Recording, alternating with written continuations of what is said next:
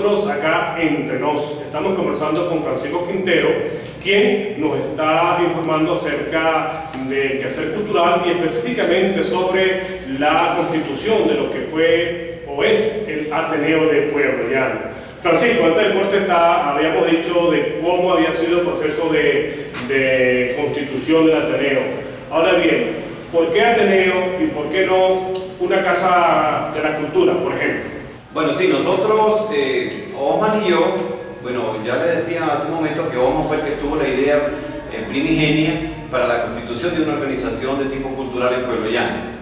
Él pues conversaba conmigo y como nosotros estábamos unos días antes trabajando en el Comité Pro Campo Deportivo de Pueblo Llano, que tuvimos una gran relación, una gran lucha, conquistamos un terreno y una serie de cosas que nos conllevó a tener una gran amistad. Y entonces Osman me dijo que, bueno, la necesidad de constituir en Pueblo Llano una institución de carácter cultural. Nosotros evaluamos varias posibilidades.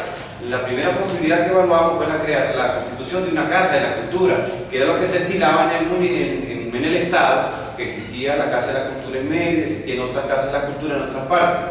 Pero también evaluamos la posibilidad de constituir un Ateneo, ya que Osman, por ejemplo, conocía conocía muy de cerca el Ateneo de Caracas, inclusive el Ateneo de Boconó. Nosotros sopesamos la situación y nos inclinamos por prometerle, o no digamos prometerle, sino proponerle a la comunidad de Pueblo Llano la creación de una institución cultural, pero que fuera el Ateneo, y no la Casa de la Cultura. Porque la Casa de la Cultura estaba manejada por el gobierno de turno, y entonces había mucha parte política dentro de estas casas de la cultura. Es decir, que quienes eran partidarios del gobierno de turno, pues eran los que estaban allí en la Casa de la Cultura, devengaban un sueldo, y posteriormente, si el gobierno por alguna razón cambiaba por las elecciones y eso, pues entonces esas personas que estaban allí también las cambiaban y venían otras personas y se perdía la continuidad en la parte cultural. Además de eso, allí había que pagar unos honorarios, unos sueldos al personal que allí trabajaba. Entonces evaluamos la posibilidad del Ateneo, porque el Ateneo era una asociación civil, sin fines de lucro, que quienes trabajaban allí lo hacían ad honorem, simplemente por querer, por estar identificados con la parte cultural. Estos primeros objetivos que se plantea el Ateneo, ¿cómo se fueron vislumbrando? ¿Cómo se fueron apreciando? ¿Y qué se vino haciendo para que se fueran consolidando? Bueno, una vez que nosotros decidimos constituir un Ateneo en Pueblo Llano, Osman se trasladó hasta la población de Boconó, en el estado de Trujillo, se entrevistó con la junta directiva de esa institución muy renombrada a nivel nacional por el gran trabajo cultural que hace y que tenía muchos años ya trabajando en eso. Se consiguió más o menos material de cómo hacer los estatutos, todo aquello. Nosotros empezamos a trabajar en función de esos estatutos, elaboramos un anteproyecto de estatutos y bueno, y un buen día decidimos convocar una asamblea general de todos los habitantes de Pueblo Llano para en esa asamblea explicar cuáles eran los objetivos que nosotros pretendíamos con la constitución del Ateneo de Pueblo Llano y en esa misma asamblea, pues bueno, hacer el acta constitutiva de lo que fue la asociación. En primer lugar, nosotros nos hemos trazado como objetivo principal el rescate, la promoción y la difusión de nuestros valores culturales, en la parte musical, en la parte teatral, en la parte de canto y en la parte de otras manifestaciones que se estaban perdiendo en Pueblo Llano, como la parte de la artesanía, la pintura inclusive, y bueno, eso fue el objetivo principal para la constitución del Ateneo de Pueblo Llano. Tenemos que recordar que en aquellos primeros pasos no teníamos sede, o no tenía sede el Ateneo de Pueblo Llano. Se comenzó una reunión donde funcionaba la Biblioteca Pública Manuel Molina y Guisarte. Sí, exactamente. Como le dije hace un momento, nosotros decidimos convocar la asamblea y efectivamente este hecho se cristalizó el 25 de agosto de 1985 en el local donde funcionó anteriormente el cine Llamar de Pueblo Llano. Ahí hicimos la asamblea, participó muchísima gente de la comunidad y el acta de esa asamblea pues fue el acta constitutiva de la Asociación Civil Ateneo de Pueblo Llano. Posteriormente, una vez constituida la junta directiva y el Ateneo como tal, empezamos a hacer las reuniones en la casa donde funcionaba la Biblioteca Pública Manuel Molina, que está ubicada en la vía que va hacia el estadio, en una casa alquilada del señor Jesús Manuel Santiago. Allí empezamos las reuniones porque la gente de la biblioteca, pues muy gentilmente nos cedió un espacio, nos prestaron su máquina de escribir, nos cedieron una mesa y allí comenzamos a trabajar. Y hoy día la biblioteca ahora funciona dentro del Ateneo de Pueblo Llano. Sí, exacto, en instalaciones muy adecuadas.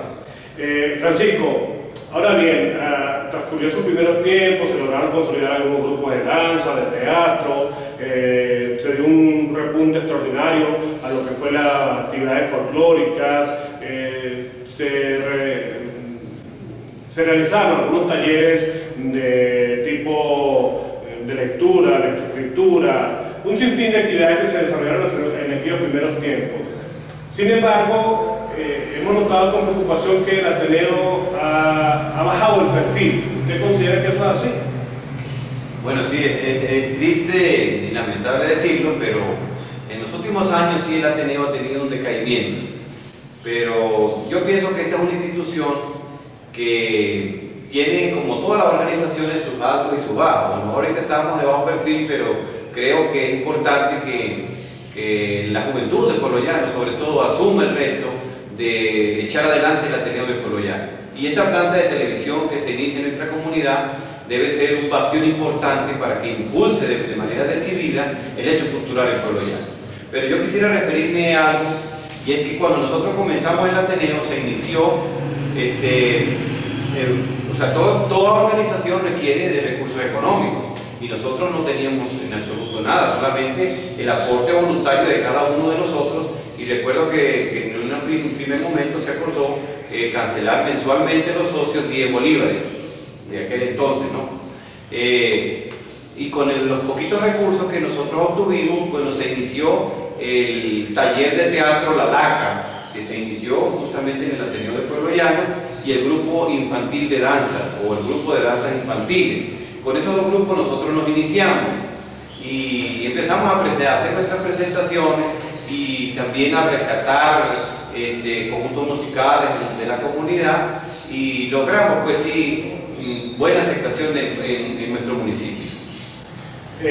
Justamente dentro de esas agrupaciones hubo una que llevó al Ateneo a representar a Venezuela en el ámbito internacional, como fue Tradición Andina, que estuvo por Europa, específicamente por Italia. Sí, exactamente, eso fue un tiempo después que se consolidó el grupo Tradición Andina, fue promocionado por el Ateneo de Pueblo Llano, y ya para ese entonces pues también se creó o nació la alcaldía del municipio y se aportaban algunos recursos, y se logró que nuestra agrupación viajara a un festival internacional de folclore que se realizó en Italia. Pero mucho antes de eso, nosotros, aparte de la actividad cultural que estábamos desarrollando, nos propusimos la idea de conseguir una casa, un local para el Ateneo de Pueblo Llano. Entonces observábamos que la Cooperativa Agrícola La Trinidad, por razones de orden ministerial, tenía que salir del casco urbano del municipio de Pueblo Llano, porque estaba expendiendo a la comunidad productos químicos para la agricultura altamente tóxicos y extremadamente tóxicos.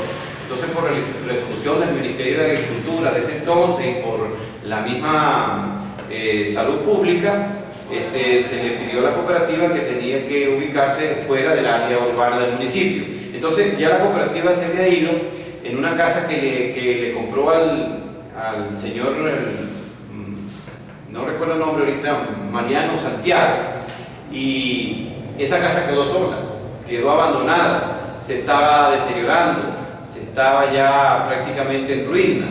Era una casa colonial, de corte colonial, que tiene mucha historia en Pueblo Llano, porque en esa casa funcionó la Escuela Federal de Varones, en esa casa funcionó el matadero municipal, también funcionó allí la oficina de correos del municipio, posteriormente funcionó el matadero, ya lo dije, y la Cooperativa Agrícola La Trinidad, que era la única organización importante que existía en Pueblo Llano, que luchaba por las reivindicaciones de nuestro municipio.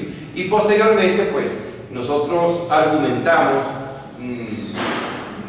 bien fundamentados nuestros argumentos ante los directivos de la cooperativa, y solicitamos que nos cediera esa casa para que funcionara allí el Ateneo de Pueblo Llano. Ese hecho cristalizó porque en una asamblea de la Cooperativa Agrícola La Trinidad, de manera unánime, todos los socios de esa institución cooperativa aprobaron cederle en comodato de por vida al Ateneo de Pueblo Llano esa vieja casona colonial. Es una cosa de la que nosotros estamos eternamente agradecidos a los agricultores de Pueblo Llano, porque ese fue otro aporte más de los agricultores a nuestro municipio, de haber donado esa casa para el Ateneo de Pueblo Llano. Nosotros, en un primer momento, de manera voluntaria, nos veníamos en las tardes a barrer, a limpiar, a arreglar las tejas que estaban corridas para evitar que se metiera el agua, tratar de limpiar porque allí había quedado los residuos de los productos tóxicos y que se utilizaban en la agricultura.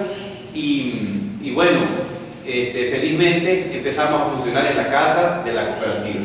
De verdad que eso fue una faena, digamos, de alguna manera bastante interesante, y creo que lo que se congregó alrededor de esta casa pues permitió que en armonía se siguieran construyendo nuevos proyectos y se generaran nuevos objetivos. Al regreso, venimos con la conclusión sobre este tema del Ateneo de Pueblo Llano.